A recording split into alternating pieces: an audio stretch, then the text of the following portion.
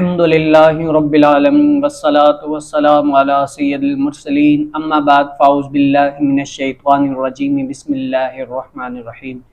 میرا آج آپ کے سامنے حاضر ہونا ایک خاص مقصد کے لیے ہے، اور اس مقصد میں کامیابی کے لیے اگر آپ میرا ساتھ دیں گے تو انشاءاللہ عزوجل ہم اس مقصد میں کامیاب ہو سکتے ہیں۔ وہ مقصد کیا ہے؟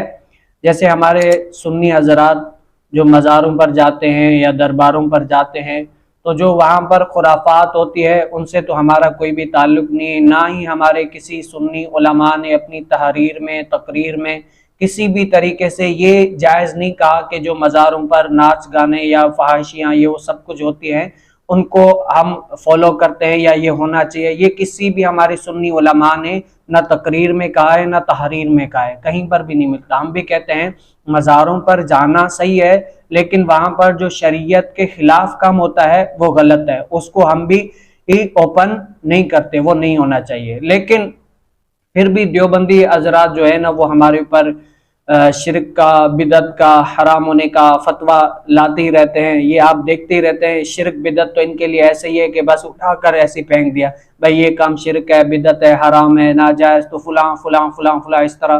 تو بہت سارے میرے پاس بھی آئے کہ بھائی مولانا صاحب یہ کام شرک ہے، حرام ہے، بدعت ہے۔ ہمارے بڑے علماء اسکالر جو ہے نا مفتی طارق مسعود صاحب، طارق جمیل صاحب نے کہا ہے کہ یہ جو درباروں پر جاتے ہیں یہ حرام ہے، یہ شرک ہے، یہ ایسا ہے، یہ ویسا ہے۔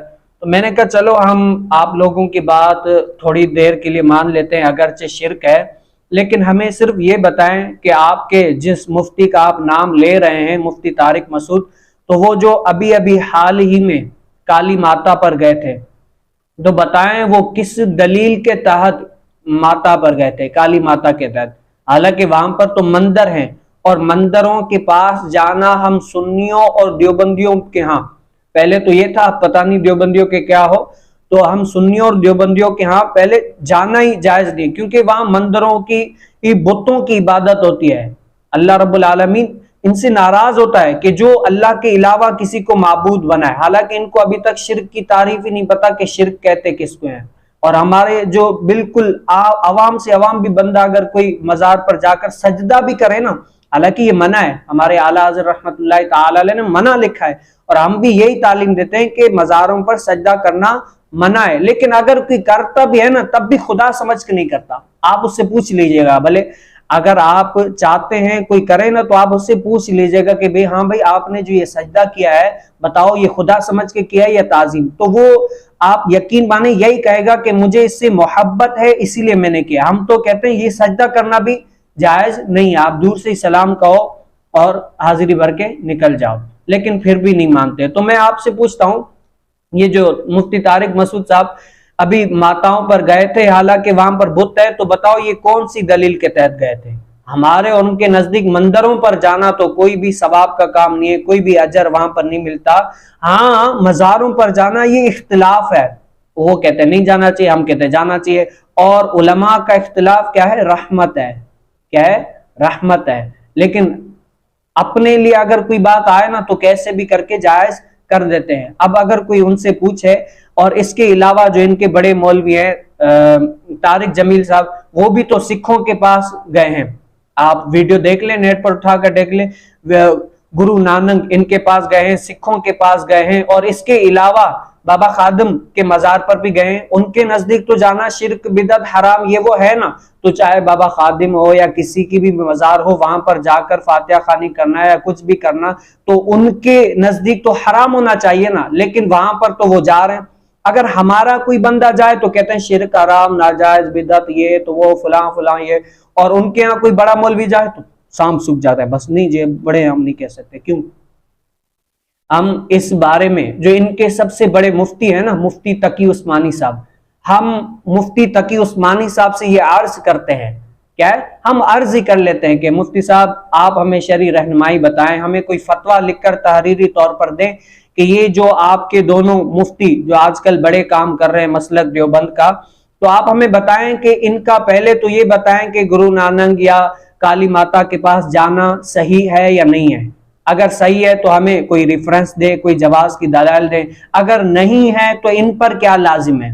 اب یہ کیا کریں؟ کیونکہ سب کے سامنے گئے ہیں نا، اعلانیہ طور پر گئے ہیں، تو کیا ان پر توبہ یہ وہ اعلانیہ طور پر ہوگی؟ کیا ہوگا ہمیں بتائیں۔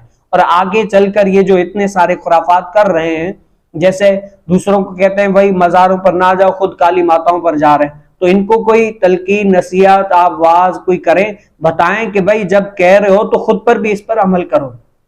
کیونکہ ویسے تو یہ کہتے ہیں شرک حرام بدعت، اور حضور کائنات صلی اللہ علیہ وسلم نے، آپ کو پتا بھی ہوگا کہ سب سے پہلے حضور علیہ السلام نے ابھی اعلان نبوت نہیں کیا، لیکن پہلے کیا تھے؟ لوگوں کے درمیان صادق امین مشہور ہو گئے تھے۔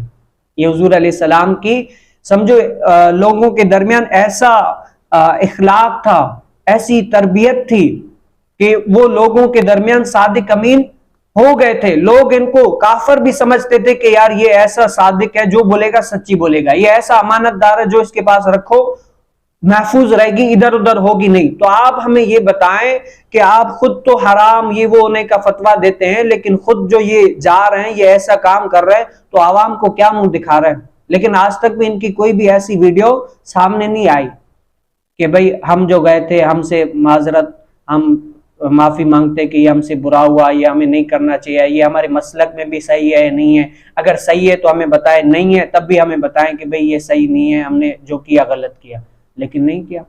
اس سوال کو آپ بھی اٹھائیں، آپ بھی پہنچائیں، آپ کیا ہے تعصب کی اینک کو اتار کر یہ سوال آپ ان کے سامنے رکھیں۔ ہاں کرنا اگر صحیح ہے تو بتائیں کہ کیسے۔ ہمارے لوگ ایسے ہی صرف ہمیں کہتے ہیں نہیں جی یہ جو سنی حضرات ہیں یہ مشرک ہیں، ایسے ہیں ویسے، اور دلیل کیا دیں گے؟ دیکھو وہاں پر مزاروں پر سجدہ ہو رہا ہے، یہ ہو رہا ہے، حالانکہ اس سے ہم بھی مخالف ہیں، ہم بھی منع کرتے ہیں۔ کئی علماء کے ہمارے بیانات آپ نیٹ پر اٹھا کر دیکھ لیں، جو یہ خرافات ہوتی ہیں ان کی سخت خلاف ہے، لیکن اللہ رب العالمین ان کو ہدایت دے، ہدایت اگر نصیب میں ہے تو ان کو ہدایت دے۔ اللہ رب العالمین سے دعا ہے جو کچھ ہم نے اس پیغام کو ریکارڈ کروایا، اب آپ اس کو صدقہ جاریہ سمجھ کر آگے پھیلائیں تاکہ اس کا ہمیں صحیح سے جواب دے سکیں۔ یہ وآخر دعوانا ان الحمد